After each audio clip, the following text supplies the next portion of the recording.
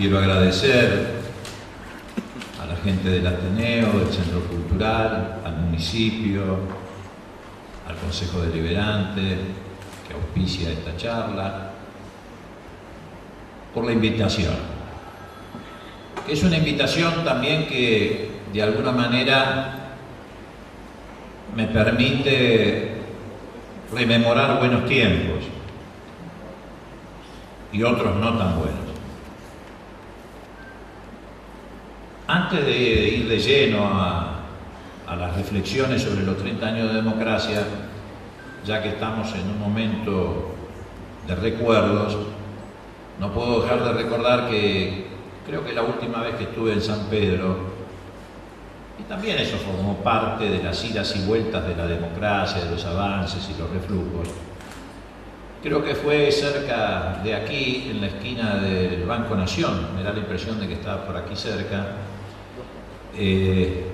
porque venía de hacer un raid que empezó en Varadero, siguió en San Pedro, después en Ramallo y después en San Nicolás, y no para representar una obra de teatro como se hacía antiguamente, sino para defender el Banco Nación, porque en la década del 90, algunos lo recordarán, hubo un intento de cerrar sucursales del banco en el camino a la privatización del Banco Nación.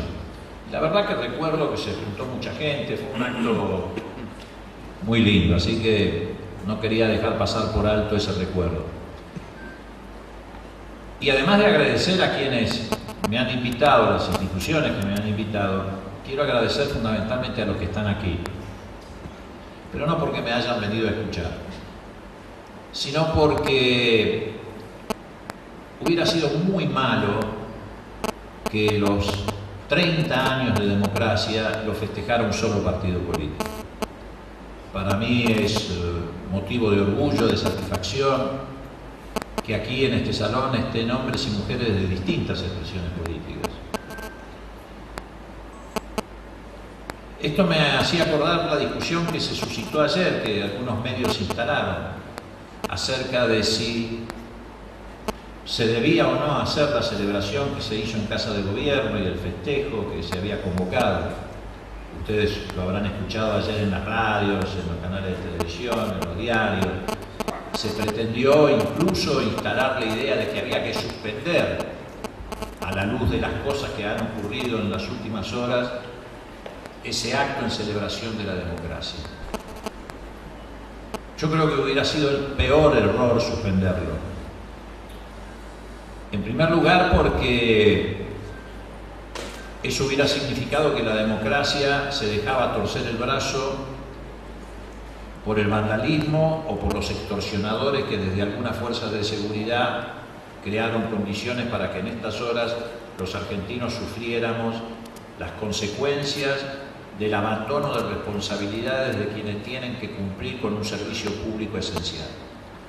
Que pueden tener, por supuesto tienen ese derecho, a hacer reclamos salariales, a pretender la mejora en sus condiciones de trabajo, pero que de ninguna manera, precisamente por su condición de servidores públicos y de un servicio esencial, como es nada más y nada menos que custodiar la vida, la integridad y los bienes de los ciudadanos, tienen el derecho a abandonar de la noche a la mañana las calles y dejar las ciudades a merced de vándalos o de grupos delictivos, algunos de los cuales seguramente conocen muy bien y les habrán pasado con anticipación el chimento de lo que iban a hacer para que se generaran condiciones de ese tipo.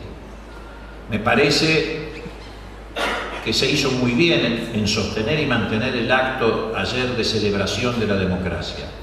Más que nunca había que hacerlo y más que nunca tenían que estar, como estuvimos en la Casa de Gobierno, toda la fuerza política de la Argentina, diciendo que la democracia efectivamente llegó a la Argentina para quedarse para siempre, no solamente para durar 30 años. Dicho esto, vamos a tratar sintéticamente de dar nuestra mirada sobre estos 30 años. Yo creo que muchos de ustedes, por lo menos me ha pasado a mí, más de una vez nos hemos tratado de explicar por qué en esta oportunidad a partir del 83 se pudo estabilizar la democracia. Digo esto porque lo intentamos muchas veces los argentinos y tantas otras fracasamos o nos impidieron que pudiéramos estabilizar la democracia. Yo creo que en esta oportunidad las circunstancias fueron diferentes. En primer lugar, porque la elección del 83 fue una elección de ruptura. No todas las elecciones son elecciones de ruptura, más bien pocas lo son. Pero claramente aquella lo fue. Había una sociedad que tenía una demanda muy fuerte de romper con el pasado, con un pasado que había sido horroroso, que había dejado secuelas durísimas en la sociedad argentina por la represión indiscriminada, las persecuciones, las muertes. También queríamos dejar atrás la ignominia que había significado que un régimen militar nos llevara a una guerra insensata en Malvinas y que casi nos metiera en una guerra con el pueblo hermano de Chile. Queríamos dejar atrás también la violencia política, que durante muchísimo tiempo se creyó que era el método al que debíamos acudir para resolver los conflictos y las tensiones naturales de toda sociedad. Eran muchas las cosas que los argentinos queríamos dejar atrás, pero no para olvidarlas, sino para dar vuelta a una página de la historia e iniciar, sin olvidar, una etapa diferente. Por eso fue una elección de ruptura. Y creo que el que leyó mejor la característica de esa elección, sin lugar a dudas, fue Alfonsín. Y como la leyó de esa manera, decidió poner en marcha una transición democrática no pactada. Hubo una diferencia respecto a los otros procesos democráticos que se iniciaron después de que la Argentina recuperó la democracia. El resto de los países de América Latina hizo otro camino. No es cuestión de juzgarlos, pero sí hay que tener en claro cuál fue la diferencia, porque eso explica en buena medida por qué hoy estamos gozando de ese crédito que tenemos a partir del envión inicial que tuvo la democracia en Argentina. Alfonsín decidió una transición no pactada. Por eso, a los 5 días de asumir el gobierno, a través de un decreto ordenó el procesamiento de las juntas militares, se creó rápidamente la CONADEP, la Comisión Nacional de Desaparición de Personas. Hubo toda una discusión en torno a si esa comisión debía tener carácter parlamentario, es decir, las típicas comisiones de investigación parlamentaria, o si por el contrario, como terminó ocurriendo, debía ser integrada por personalidades de distintas disciplinas o de distinto origen. Reformamos también todo esto en cuestión de horas. Reformamos el Código de Justicia Militar de manera tal de que los militares pudieran ser juzgados como corresponde y en igualdad de condiciones con cualquier ciudadano común por tribunales civiles.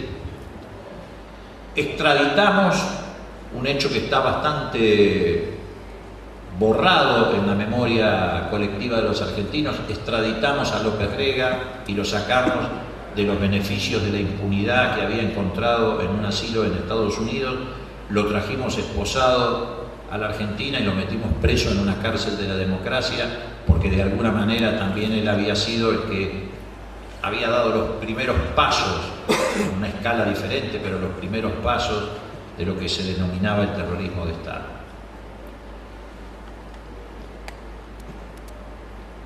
Hicimos esto no solamente por convicción, no solamente por principios, que por supuesto eran lo que guiaban nuestra acción, sino porque formó parte de una estrategia orientada a nuestro principal objetivo. Cuando se habla del gobierno de Alfonsín, siempre hay que tener presente que el objetivo estratégico del gobierno de Alfonsín, impuesto por la coyuntura histórica, pero asumido por nosotros como la principal tarea, era precisamente consolidar la democracia.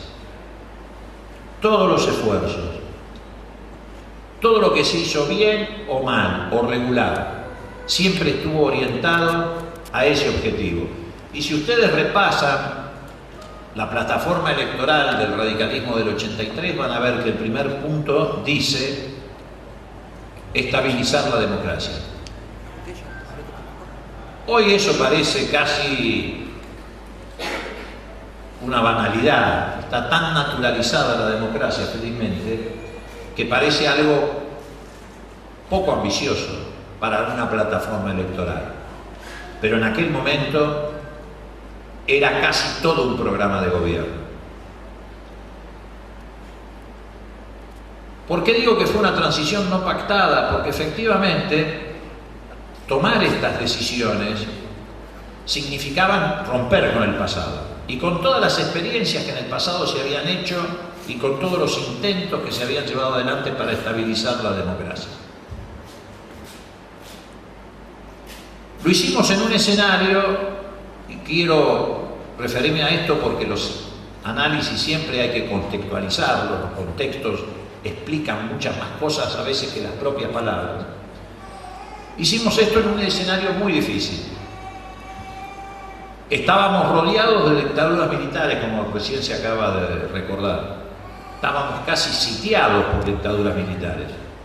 Porque mientras nosotros avanzábamos en los primeros días de gobierno con estas decisiones, teníamos del otro lado de la cordillera a Pinochet, teníamos la dictadura militar uruguaya, teníamos la dictadura militar en Brasil, teníamos a Stroessner, que no se caracterizaba precisamente por ser un hombre con vocación democrática en Paraguay. Creo, si mal no recuerdo, que teníamos un gobierno civil muy débil en Bolivia y teníamos a Reagan en Estados Unidos.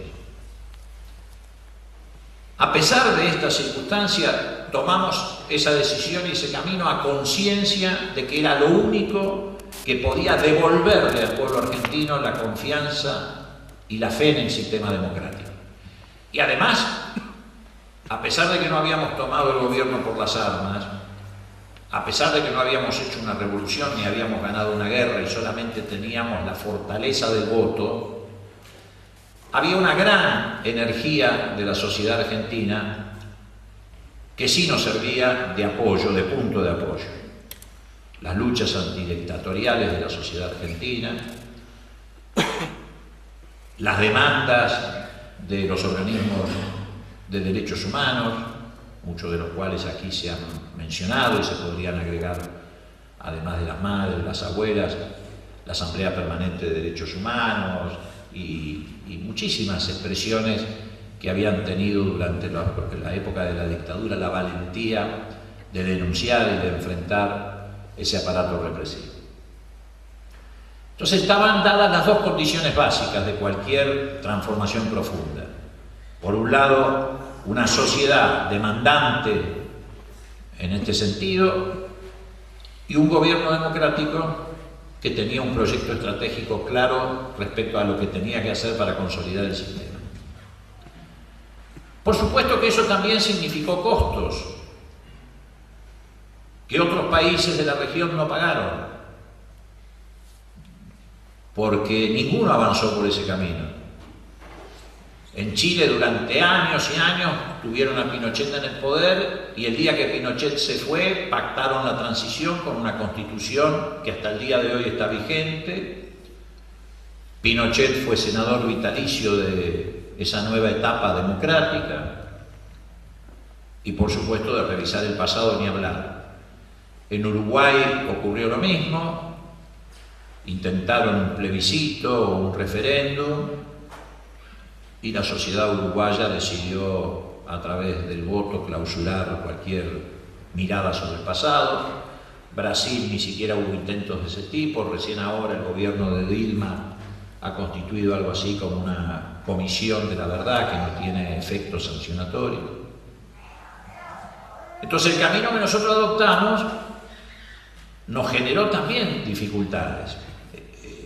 Es paradójico, pero a la vez que nos dio una enorme fortaleza porque nos apoyamos en los principios de memoria, verdad y justicia, también significó costos, sublevaciones militares, Semana Santa, Villa Martelli, Montecaseros, un hostigamiento permanente. Ustedes, y lo digo sobre todo para los más jóvenes, ustedes dimensionen que lo que nosotros heredamos fue un Estado organizado para matar.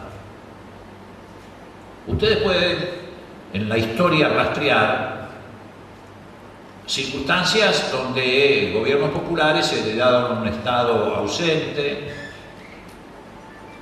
que provocó, como de hecho ocurrió a lo largo de toda la década del 90, pero también podemos mostrarlo en el pasado, bolsones de pobreza, de marginalidad, un Estado ausente que muchas veces destruyó el capital social de la Argentina, como también ocurrió en la década del 90. Pero heredar un Estado organizado para matar, les aseguro que es algo pesado y difícil. Toda la estructura del Estado se había organizado en función de ese objetivo.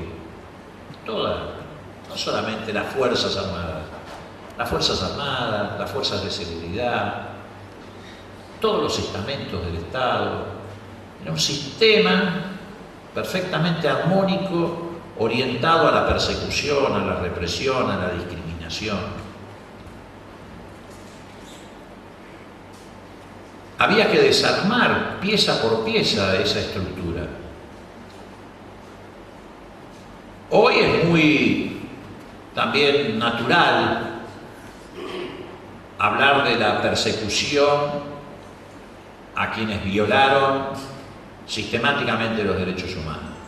Y sin desmerecer ningún escenario, hay que tomar en cuenta que a nosotros, en esa coyuntura, nos tocó, como nos gusta decir, correr los leones por la selva, no los cazábamos en el zoológico. Estaban al frente de las unidades de batalla, de las comisarías, de los organismos de seguridad, de los organismos de inteligencia, mantenían intacto, y lo mantuvieron durante buena parte de nuestra gestión, un aparato de acción psicológica bastante aceitado. Fue una tarea compleja, muy compleja, que para seguir en este tema de los derechos humanos nos obligó en muchas oportunidades a actuar con la pericia quirúrgica de un cirujano. No era cuestión de dar un hachazo, era cuestión de avanzar en ese contexto regional, en ese contexto interno, con la inteligencia suficiente como para poder cumplir los objetivos y el gran objetivo que era estabilizar la democracia, pero a la vez no tropezar con una piedra y derrumbar todo lo que el pueblo argentino había luchado para poder llegar a ese escenario.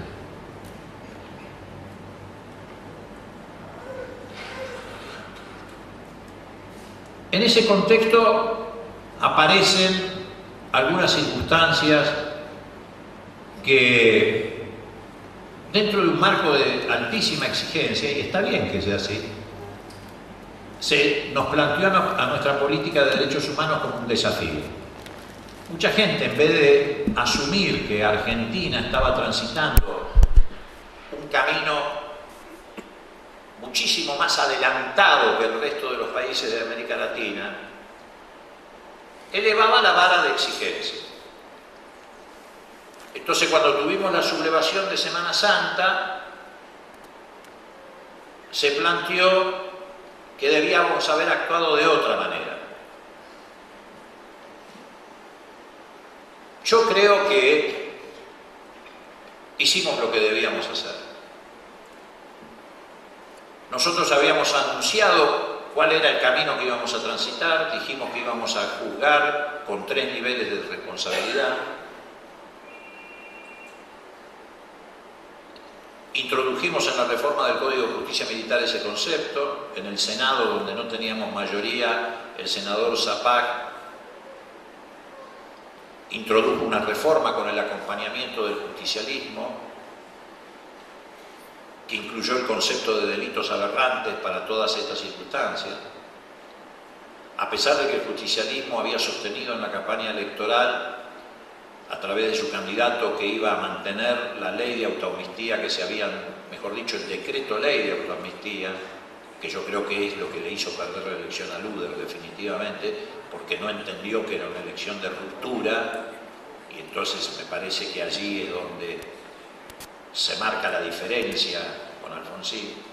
A pesar de que el justicialismo había dicho eso y no había integrado tampoco la CONADEP, de todas maneras tuvo una posición maximalista en el Senado respecto a esta cuestión, acompañó la propuesta de Zapac, introducen ese concepto de delito aberrante y todos eran delitos aberrantes.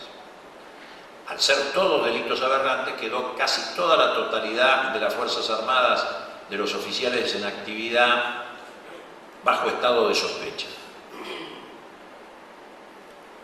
Esto sobrepasaba las posibilidades objetivas que en ese momento nosotros teníamos de llevar adelante esos juzgamientos, por el contexto internacional y por el contexto interno.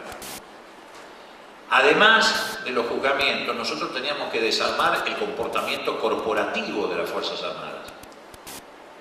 Nosotros teníamos muy en claro que las democracias habían caído en la Argentina cuando se producía una coalición entre Fuerzas Armadas, la Embajada norteamericana y los grandes grupos de poder concentrados de la economía argentina. Entonces teníamos que ver de qué manera impedíamos el restablecimiento de esa coalición y cómo debilitábamos a los factores corporativos que habían sido el instrumento de esos intereses, tanto externos como internos. Las Fuerzas Armadas tenían un comportamiento absolutamente corporativo. Ese comportamiento corporativo nos impedía a nosotros, porque hubiera sido una torpeza gigantesca, llevar adelante de manera indiscriminada juzgamientos que hubieran abarcado a 3.000 o 4.000 oficiales de las Fuerzas Armadas. Era absolutamente imposible, porque además significaba regalar, tirar en los brazos de los golpistas, que lo sabían, a esa masa crítica y favorecer la posibilidad de un retorno autoritario en la Argentina. Pero tampoco íbamos a dejar en la impunidad ni en la desmemoria lo que había ocurrido. Por eso elegimos el camino que elegimos. Por eso decidimos transitar el camino que transitamos. Y hubo memoria, hubo verdad, porque se conoció la verdad a través de la acción de la CONADEP, y hubo justicia, por lo menos con los que habían sido los máximos responsables de esas circunstancias.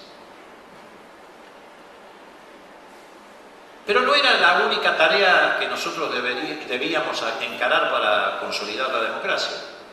El autoritarismo no solamente se había expresado con el ejercicio de la violencia o a través de las armas, también había un autoritarismo cultural.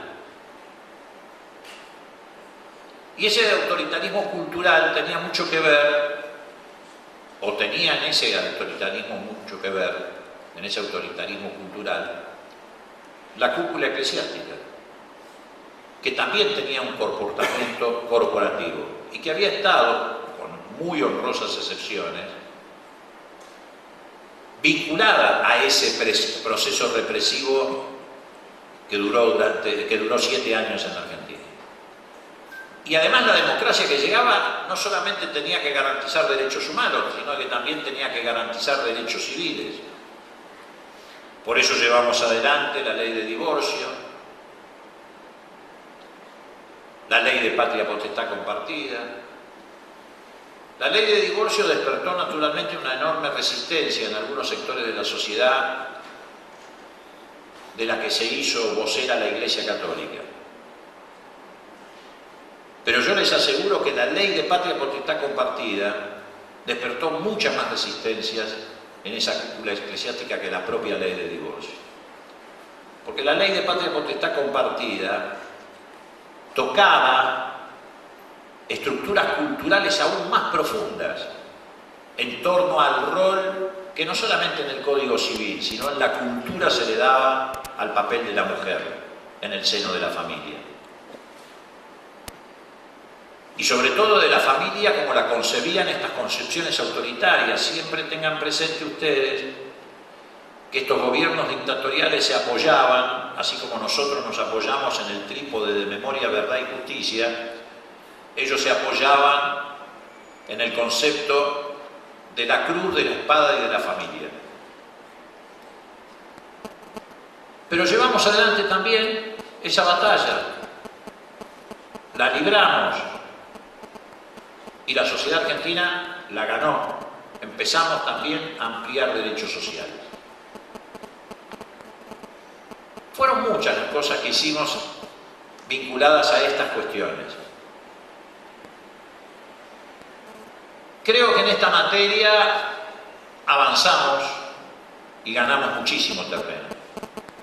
Hay un amigo mío que dice que, bueno, la democracia avanza 3 pasos, a veces retrocede 2, pero siempre termina ganando 1. Por supuesto que también teníamos en la pesada herencia que atender otras circunstancias. Una de ellas, no menor, era la crisis económica heredada. Era una crisis muy profunda, que no solamente era la crisis de Argentina, era la crisis del continente. La década perdida, que fue esa década, se la denominó de esa manera, particularmente por el peso de la deuda externa sobre las espaldas de los pueblos de América Latina.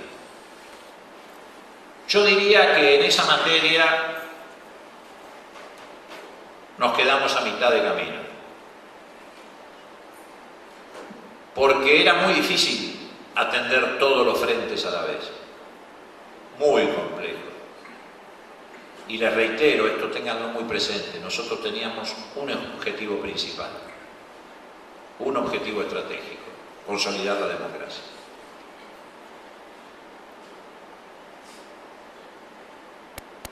A la vez teníamos que también, para consolidar la democracia, garantizar la paz. Hoy también parece una banalidad hablar de la paz. Hoy nadie siente que la paz está amenazada, pero cuando nosotros llegamos al gobierno, la paz estaba amenazada. Veníamos de lo que había sido casi una guerra inminente con Chile, con el país hermano de Chile. Y nosotros habíamos vuelto a la democracia, pero lo teníamos a Pinochet del otro lado, que seguía representando un régimen militarista. Y todos los regímenes militaristas, como había ocurrido con el nuestro, encuentran también en la guerra no solo una justificación para mantenerse en el poder, sino una forma también de realizar sus propios objetivos. Y donde no hay paz, no hay democracia. El concepto de la paz está asociado a la democracia y la democracia está asociada a la paz. Por eso hicimos la paz con Chile y por eso usamos un instrumento que nunca en la historia argentina se había utilizado, que fue el referéndum o el plebiscito. Nunca el pueblo argentino había sido convocado a opinar fuera de los procesos electorales normales. Pero teníamos que hacer la paz con Chile. Y además sabíamos que haciendo la paz con Chile estábamos también ayudando a los demócratas chilenos. Cuando se hizo el plebiscito acá, en Chile estaba preso en una cárcel, por ejemplo, Ricardo Lagos, el que fue después presidente socialista de Chile. Y también eso nos llevó a cerrar la hipótesis de conflicto con Brasil. Con Brasil siempre habíamos vivido una hipótesis de conflicto, al menos fabricada por los militares para justificar sus propios presupuestos y a veces hasta su propia existencia. Cerramos esa hipótesis de conflicto con Brasil y por el contrario abrimos el camino hacia la integración. Y el gobierno democrático de Argentina y el gobierno democrático de Brasil, que recién creo que llegó en el 85, con una circunstancia además muy compleja porque murió el presidente electo y tuvo que asumir Sarney, que era el presidente del Senado. En el 85 empezamos el camino de la integración regional y de lo que se llamó después el Mercosur. Pero no fueron las únicas hipótesis que tuvimos que enfrentar para poder superarlas y garantizar la paz y con eso la democracia. También tuvimos que enfrentar, y en ese terreno nos tuvimos que enfrentar nada más y nada menos que con la potencia imperialista, la posibilidad de una guerra en Nicaragua, de una guerra civil en Nicaragua. Ustedes dirán, bueno, ¿qué tenía que ver eso con la estabilidad democrática de la Argentina? Tenía mucho que ver. Como ustedes recuerdan, en Nicaragua habían triunfado los sandinistas, sí, en una revolución, derrocando un régimen autoritario pro-norteamericano de décadas encarnado por Somoza. Estados Unidos había decidido intervenir militarmente en Nicaragua para derrocar el régimen sandinista. En ese momento, en simultáneo, había guerras civiles en Salvador, Honduras, toda la región, Guatemala, estaba atravesando un momento de convulsión y de luchas armadas. Si Estados Unidos intervenía, sin lugar a dudas iba a haber una fuerte resistencia del sandinismo. Y esto iba a desatar inevitablemente un conflicto armado en toda la región que iba a incendiar toda Centroamérica. ¿Y qué tenía que ver con nosotros? Además de los principios de solidaridad, los principios de no intervención que han sido clásicos de la política exterior de la Argentina, eso tenía mucho que ver en qué sentido. Si se disparaba ese conflicto con una intervención militar norteamericana encubierta detrás del financiamiento a lo que le llamaban los contras, las débiles de democracias latinoamericanas, que no éramos muchas, nosotros, Brasil, que recién empezaba a dar sus primeros pasos y probablemente ahora no lo tengo muy claro, no recuerdo si ya Uruguay, caíamos inevitablemente, porque se hubiera reinstalado en el continente la doctrina de la seguridad nacional, que era el patrón a través del cual en la década del 60 y el 70 se habían justificado las dictaduras militares. Volvíamos a dividir el territorio político latinoamericano entre la izquierda subversiva y los representantes del mundo occidental y cristiano. Y volvíamos además a la dialéctica de las armas y de la violencia para la que nosotros no estábamos preparados. Entonces también nos impusimos impedir que eso ocurriera. Y el gobierno argentino fue el que promovió la creación de lo que ustedes recuerdan que se denominó el Grupo Contadora, que fue un grupo de países latinoamericanos que se organizaron para mediar en el conflicto, impedir la invasión norteamericana, que logramos impedirla, y a través de una solución negociada llevar a Nicaragua a elecciones libres y sin proscripciones, como finalmente ocurrió. Esto fue una tarea artesanal, compleja, en la que hicimos intervenir a Fidel Castro, hicimos intervenir muchísimos factores para que pudiéramos arribar a esa solución. Y le paramos la mano al gobierno norteamericano encabezado por Reagan, que incluso ya había logrado el respaldo del Congreso para votar una partida para financiar el ejército de contras que estaba en la frontera con Honduras, preparado para invadir Nicaragua. Todo esto hubo que hacerlo en función de estabilizar la democracia en la Argentina, pero la democracia en Argentina no podía sobrevivir si éramos una isla democrática. ¿Cuánto tiempo hubiéramos podido sobrevivir con estas dictaduras rodeándonos? Teníamos que lograr la democratización de la región. Y muchas de estas cosas también las hicimos en función de esas circunstancias. Algunas tuvieron carácter legal, otras no tanto, pero yo les aseguro que nosotros también contribuimos muchísimo al proceso de democratización de Uruguay, de Chile, de Brasil,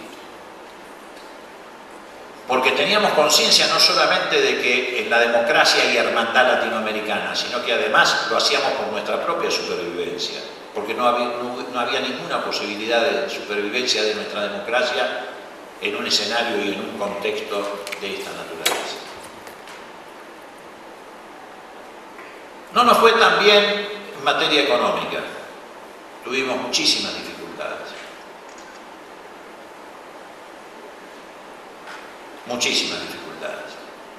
No podíamos desembarazarnos del peso de la deuda externa. En el primer tramo del gobierno, con Grispum de ministro de Economía, intentamos un camino.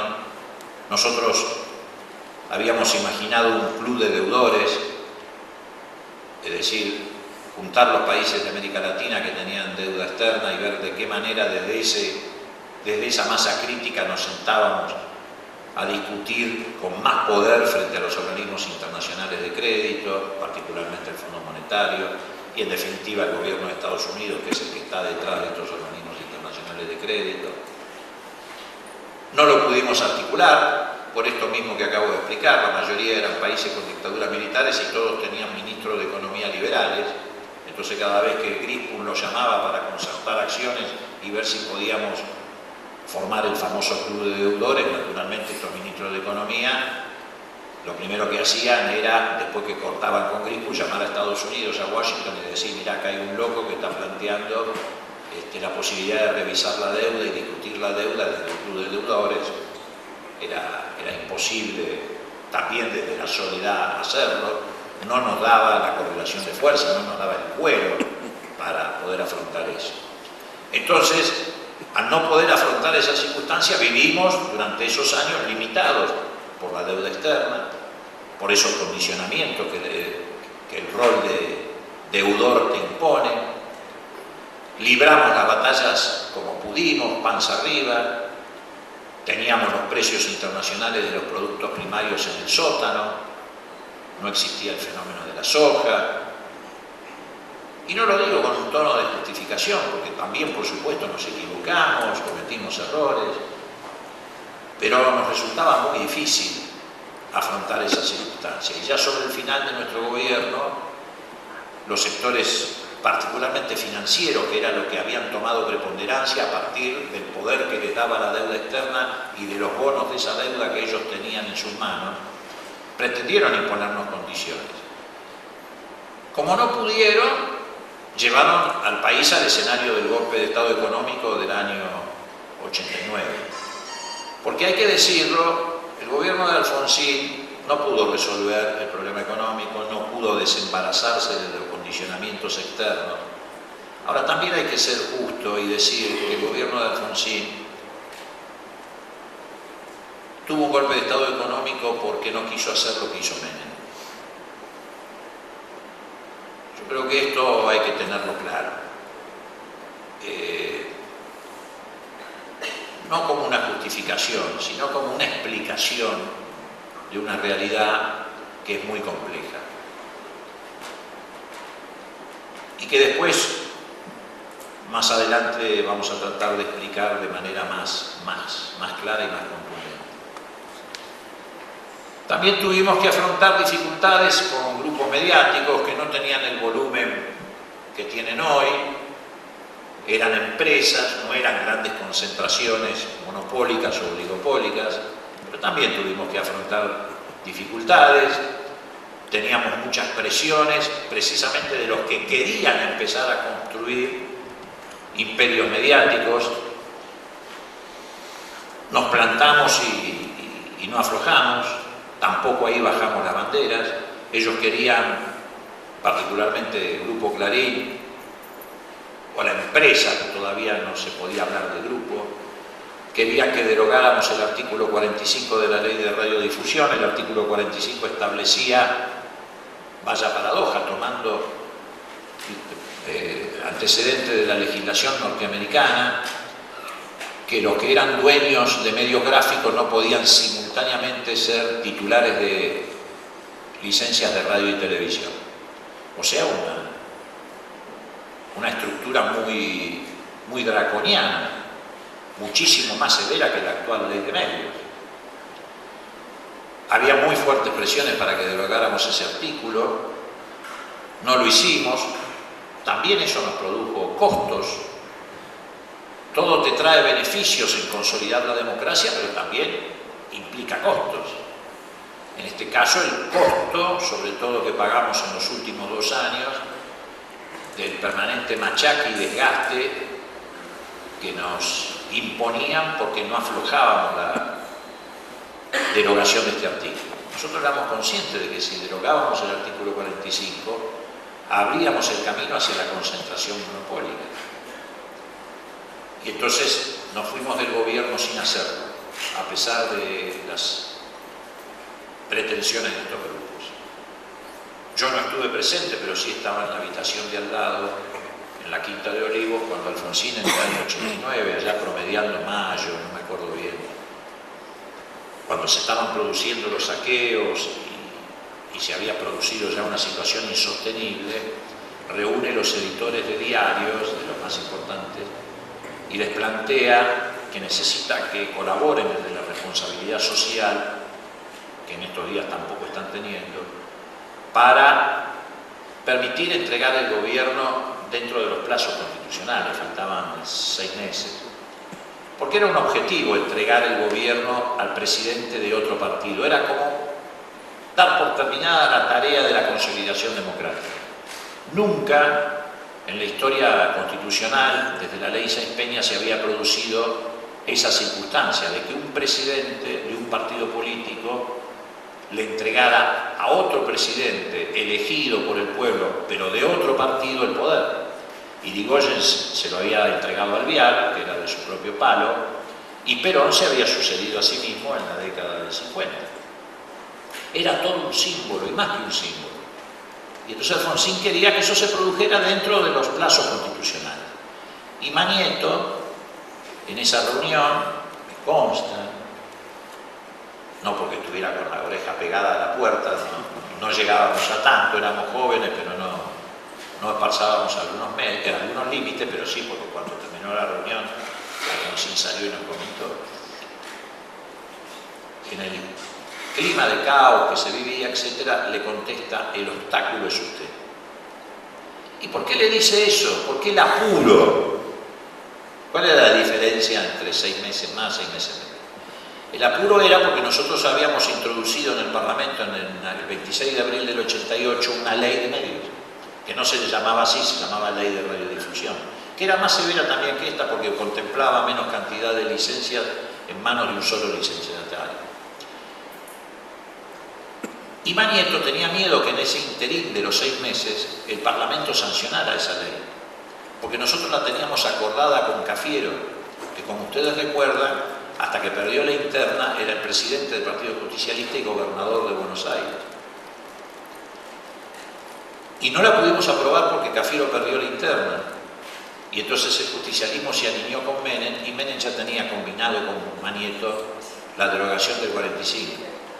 Y la primera privatización que hubo apenas asumió Menem no fue ni la de YPF, de Aerolínea, acá del Estado ya vinieron después. La primera privatización fue la del Canal 13, que naturalmente, adivinen a quién se lo entregó. Bueno, estas son las circunstancias que rodearon esa primera etapa del proceso democrático. Después vino lo que ya todos conocemos, la década del 90. Sería incorrecto e injusto desde el punto de vista histórico decir que la etapa de la década del 90 no estuvo rodeada de las formalidades democráticas. Lo estuvo, es lo que el pueblo eligió, el Parlamento funcionaba, muchas de las decisiones que se tomaron pasaron por el Parlamento, otras no, en materia de privatizaciones, liquidación del capital social acumulado por los argentinos. En algunos casos, incluso en materia de derechos civiles, se siguió avanzando.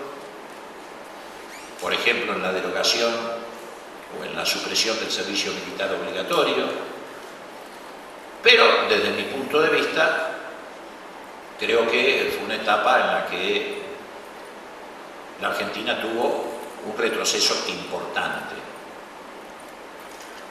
muy significativo,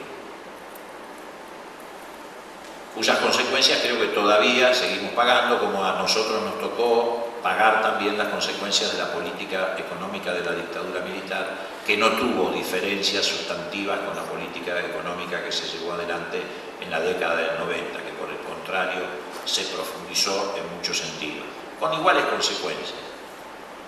Mucha exclusión, mucha destrucción del aparato productivo, cientos de miles de compatriotas nuestros deambulando como nómades por el territorio argentino a ver dónde podían asentarse para conseguir un mendrugo con el cual poder satisfacer las necesidades de sus familias. Viene después el triunfo de la Alianza, una enorme frustración porque significó la continuidad de las políticas de la década del 90. Y llega el 2003, que a mi juicio es la otra elección de ruptura de estos 30 años. Esta vez de ruptura con otra cosa, de ruptura con el modelo neoliberal.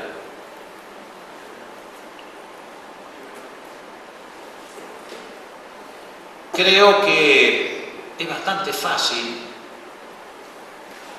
establecer algunos paralelismos. Así como Alfonsín nos sacó de la sociedad autoritaria y nos depositó en una sociedad democrática, creo que el gobierno de Néstor y Cristina Kirchner nos sacaron de un modelo económico neoliberal y nos han depositado en un Estado que lucha por ser un Estado inclusivo y además autónomo en términos de las decisiones económicas, que no es una cuestión menor, porque la distribución del ingreso, la inclusión, tiene que ver con la posibilidad de la autonomía del Estado para tomar decisiones.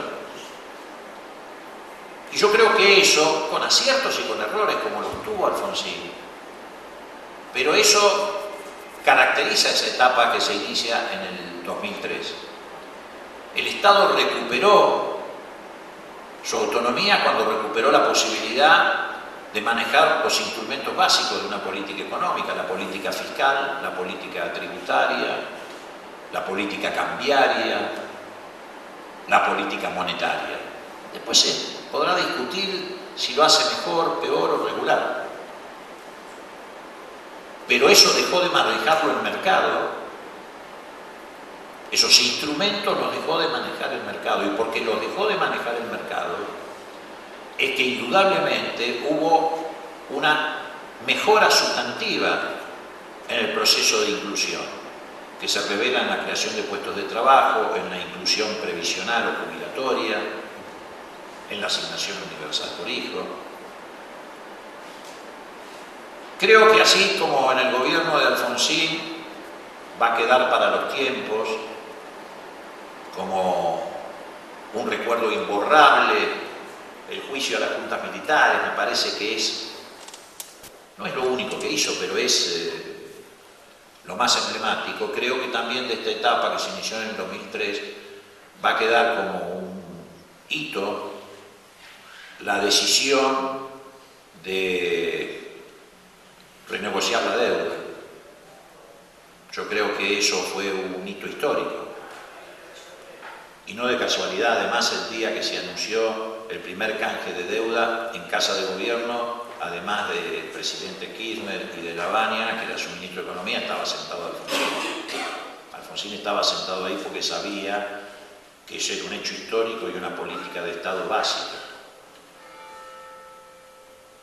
Entonces me parece que de estos 30 años uno puede sacar algunas conclusiones y creo que es importante, por lo menos para el debate y para la reflexión, porque en definitiva estos 30 años no son solamente para la nostalgia o para rememorarlos.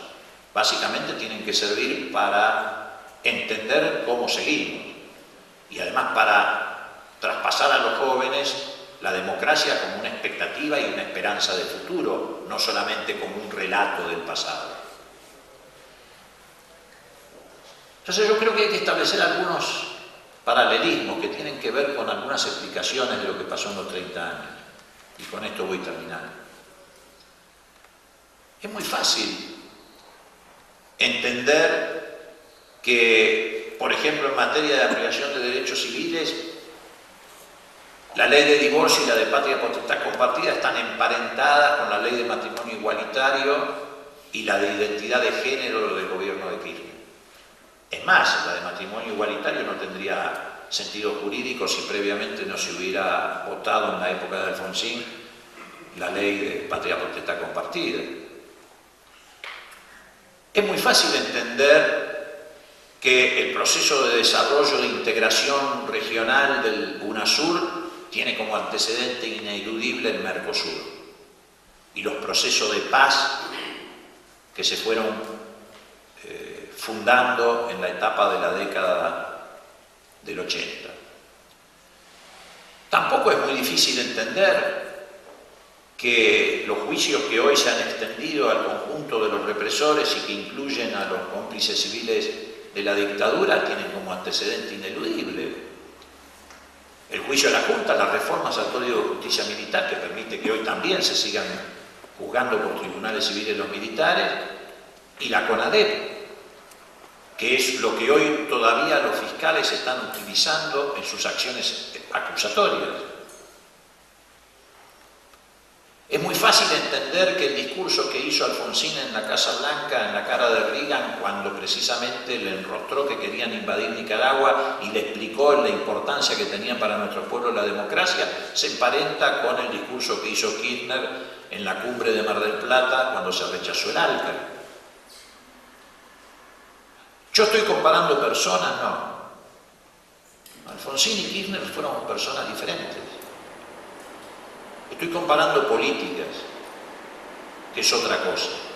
¿Estoy diciendo que fueron gobiernos perfectos? Tampoco. Pero lo que sí estoy diciendo es que en estos 30 años, sin lugar a dudas, esos dos gobiernos fueron los que más avanzaron para que los argentinos tengamos más derechos humanos, más derechos sociales, más derechos civiles y más derechos políticos. Y fíjense ustedes qué cosa paradójica. Esos dos gobiernos tuvieron origen o en la cultura radical o en la cultura peronista.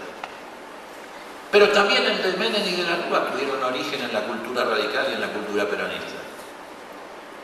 Y también entre esos dos gobiernos, el de Menem y de la Rúa, en este periodo de 30 años se puede establecer un paralelismo, que de hecho se estableció porque mantuvieron la misma estructura en el modelo económico-social. Entonces, ¿esto de qué nos habla? Nos habla de que los avances en el proceso democrático se han dado cuando los movimientos populares se han encontrado con sus mejores tradiciones, progresistas, nacionales, transformadoras. Y el estancamiento de la democracia se dio cuando en esos movimientos populares triunfaron las corrientes más conservadoras, más vinculadas al statu quo. Entonces creo que esto nos debe mover a la reflexión. Por supuesto que abre muchos interrogantes, que van desde qué va a suceder en la próxima etapa dentro del justicialismo, qué va a suceder con el radicalismo que está en un momento de reflujo, cómo se va a resolver esta ecuación política, porque lo único que no va a suceder es que la historia se detenga. Hay una dinámica que nos puede llevar a distintos puertos, pero la historia va a seguir dando vuelta. Puede llegar a haber una nueva nueva identidad política que resuma todas estas experiencias históricas, no sé, esto es para el desafío de los más jóvenes que tendrán que afrontar esta nueva etapa del proceso democrático.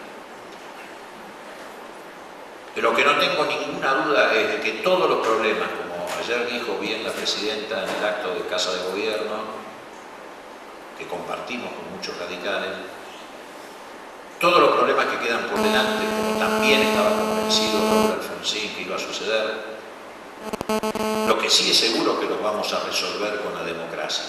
No sé cómo, a través de qué expresiones y formaciones políticas, pero que los vamos a resolver con la democracia. Mientras tanto, hay que aprovechar estos 30 años, que son para celebrar, que son para recordar, pero que también son para hacer. Y yo tengo para mí que si lo hacemos juntos, lo que pensamos parecido, nos va a ir mucho mejor. Gracias.